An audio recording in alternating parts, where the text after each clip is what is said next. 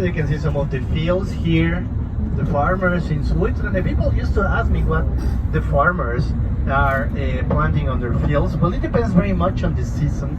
So you may find some pumpkins around this time of the year, but also when it's hotter, you will find some corn, some wheat as well, potatoes as well. You will find them a lot. It depends very much on the time of the year. But the farmers here, they know that as soon as the winter starts, this altitude will be probably in 1 month or 6 weeks, more or less. Everything that you see that is green right now will turn white, and the farmers, they will not be able to use their fields during the whole winter, which will be around March, more or less. So therefore they have to work very hard to work in their fields and yes, use it as much as they can. They also, you will notice there is some fields that they have just the grass. They let it grow and they cut it around 3 times a year, so, and they store the grass, which will be used for feeding their animals during winter time. This is a very important part of the living of these farmers here. They have really to use their fields as soon as they have nice weather, they start to plant something.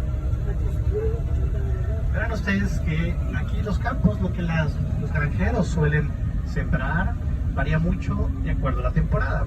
Ahorita, por ejemplo, van a encontrar papas o también calabazas, las suelen poner aquí, pero depende muchísimo de cómo esté la temperatura. Ahorita vamos a cruzar, van a notar, es un pueblito de granjeros, se llama Horw, y aquí van a encontrar cómo viven los granjeros en Suiza. Es muy típico porque verán que las casas tienen, casi todas las casas tienen así como un establo.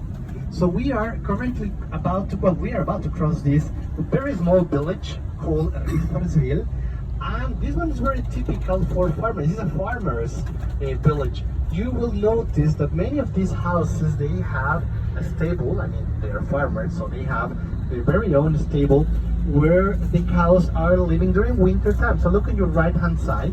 It's very typical. They are very small, and this is how the farmers live here in Switzerland.